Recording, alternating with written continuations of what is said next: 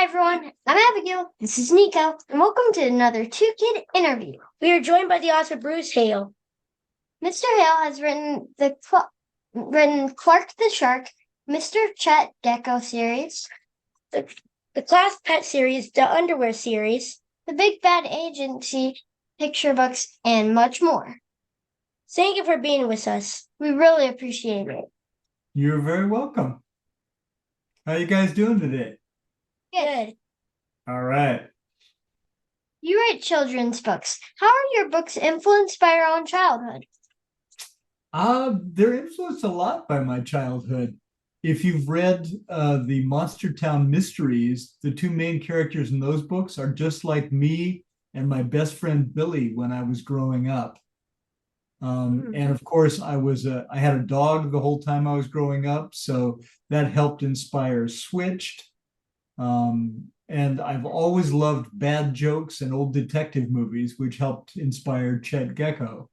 So yeah, I draw a lot of inspiration from my childhood. Did you write a lot as a child? Not very much. I wrote a little bit, but I was more into drawing. I loved to draw. And for a long time, I thought I would be a cartoonist when I grew up. I love drawing Oh, excellent. and making comics. It's fun, huh?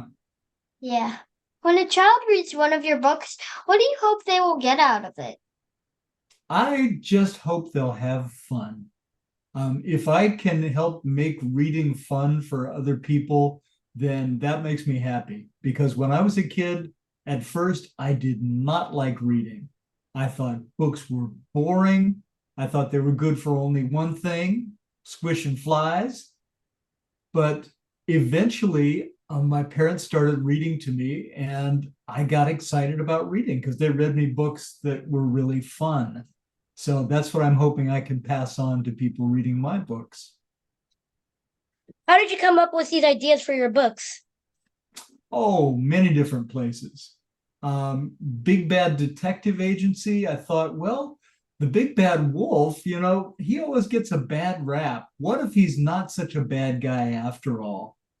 And like the Chet Gecko mysteries, I was wanting to write a detective story, and I couldn't come up with a main character. And then one day I was driving home from work, and I was just cruising along the freeway, and I saw this little movement on the hood of my car. And I looked closer, and there, with his little feet glued to the hood of the car and the wind blowing him, was this little brown gecko stuck on the hood of my car. And I'm driving along, I go around a curve, and the gecko goes, and I go around another curve, and the gecko goes, and I thought, wow, what a noble character. That guy's like Super Gecko. And boom, that's when it hit me. And I said, Gecko, that's a good character. And so inspiration is all around us. It can come from anywhere. What is your process when putting a book together? Do you decide the end before the middle? Or do you put it together in order? Oh, good question. Usually what comes first is the general idea for the story. Like with the book Switched, I thought, well, what is it like being a dog? How do dogs experience the world? And I thought, ooh, what if I changed places with a dog? And it was like my consciousness or my soul inside the dog's body and the dog's inside mine. And then from there, I usually, once I have the idea, I just brainstorm. I come up with a whole bunch of things that could happen. And hopefully I figure out the ending. And then what I do is just kind of start writing it. And I usually leave one chunk of it not figured out. Like I don't have a plot event happening there, just so I can discover it as I'm writing. After you finish your first draft, how much do you revise the book? Oh, I revise a lot. I'm sure your teachers have probably told you to revise, huh? Yeah. Yeah. Well, I used to hate it, but then after I had done it as an adult and tried writing books, I realized the more you revise a story, the better it gets. It's like polishing a pair of shoes. So when I write a story, I usually do at least 5 drafts. Some I do as many as 15. So yeah, it just depends on the story and what it needs. When you decide to become a children's author, did you worry at all if you could do it? Oh, of course. Yeah. And in fact, I sent out stories for 8.5 years and everybody told me no. So I definitely wondered if I could do it. But I'm a very stubborn guy. So I just kept sending stories out and I kept practicing and improving my writing. And finally, I got to a point where I was good enough to get published. So that's why I always say to writers who want to write a story, talent is not as important as persistence. If you don't give up, you'll get there eventually. You write books for kids of all age groups. That's unusual. Do you think it's harder to do that? Gosh, I never thought about harder. I usually just write what stories come to me and then try to figure out what form they fit best in. Like some stories work best as a picture book, some stories work best as a longer novel. I know that not a lot of people write everything from picture books up to novels, but for me, that's just what I enjoy doing. I like playing with different kinds of storytelling.